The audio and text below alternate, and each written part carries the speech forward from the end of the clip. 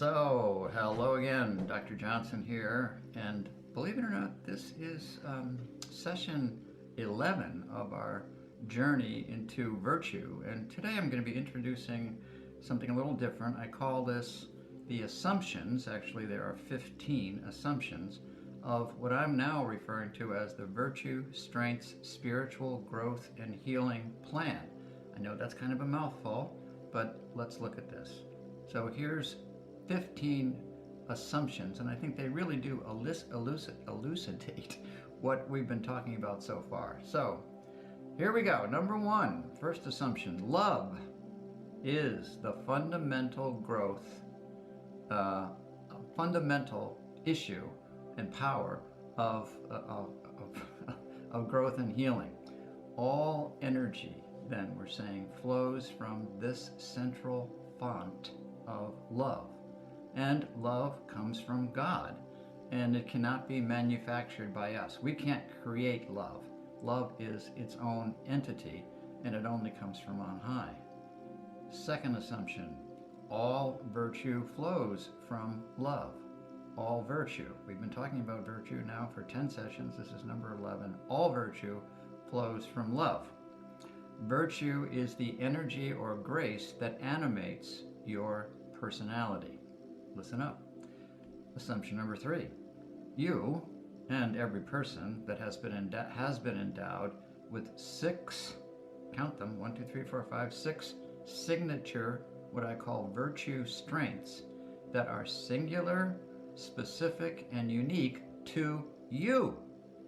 I call this internal endowment of all this virtue power your spiritual fingerprint. Assumption 4. These 6 virtue strengths serve as your primary means for achieving spiritual growth and inner healing, otherwise known as true happiness. Number 5. As you become increasingly aware of your 6 spiritual virtue strengths, you will quite naturally begin to fold their power of all these virtue strengths into your life to allow it to become more life-enriched, have a life-enriched journey.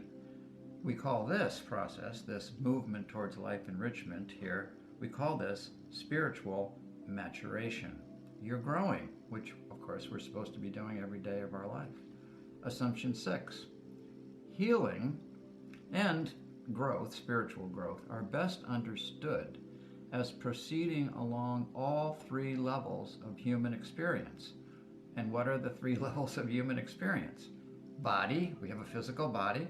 Mind, we think and use our personality. And spirit, we've got a connection with the hereafter, with another plane that's beyond this material plane right here.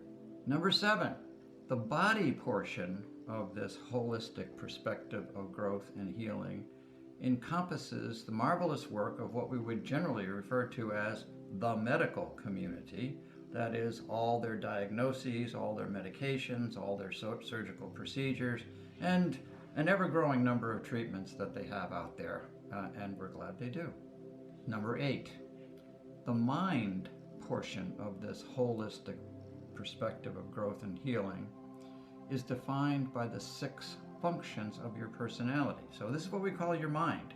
Your mind is how you use your personality, how you believe, how you perceive, how you think, how you feel, how you decide, and how you act. Those are the 6 functions of your personality. You're constantly doing these things. Assumption number 9. The spirit portion of this holistic perspective of body, mind, and spirit is best defined as your 6 signature virtue strengths that you can find by taking the spiritual strengths profile. This, again, as I mentioned, is your spiritual fingerprint, and together provides you with the unique power for health, healing, and true happiness. The 3 H's. Assumption number 10. Healing is distinguished from curing, the medical concept of curing.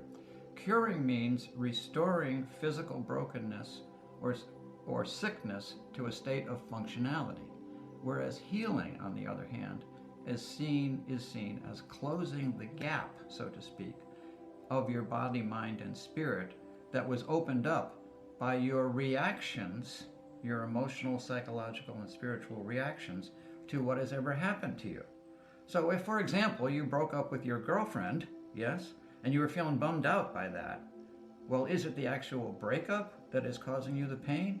Or is it your reactions to the breakup that is causing you the pain? And who created your reactions but you?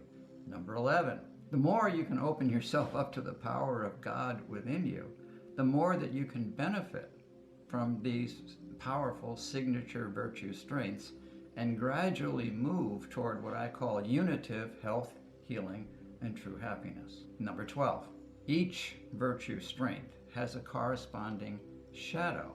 What's a shadow? Well, it's a condition where the power of the virtue is absent. It's not there. And each shadow, therefore, presents a special vulnerability and creates a sense of brokenness within us.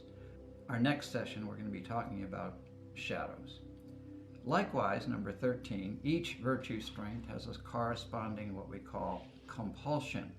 This is an inner condition where the ego, that is also known as the false self, can contort the virtue strength to a point where it becomes actually destructive or perverting for you, not helping you at all in health, healing, or true happiness. Number 14, when shadows are brought to the light of grace, and when compulsions are revealed as your personality hit-and-run terrorists or guerrilla fighters, then your inner healing can quite naturally start commencing on the paradoxical task of using your shadows and compulsions in service of your health, healing, and true happiness. Now, that paradox we're going to talk about a little bit more in the next session, so hold on. And the final assumption of this whole plan is that two things. One, healing, and two, what we call spiritual growth, are really identical. They're the same. So I know I just said a lot here. We kind of try to digest all of this. You've got your blog to read as well, and you might want to study this. But in ensuing programs, we're going to be answering all the questions, I think, that come up from this. Thanks for listening. Really had a great time with you today. Have a good week.